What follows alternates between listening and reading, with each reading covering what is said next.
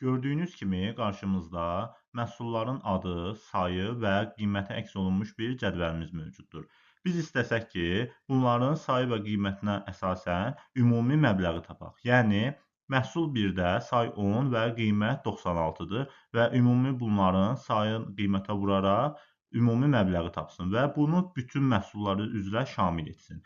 Əlbəttə ki, bu yollardan biri bizim yandakı sütunda sadə vurma əməliyyatından istifadə edərək digər xanalara tətbiq etdikdən sonra qeyd olunmuş hissəni cəmləməyimizdir. Amma bunun daha asan variantı sum product funksiyasıdır. Yazırıq. Bərabərdir sum product. Tab düyməsini klikləyərək funksiyanı aktivləşdiririk.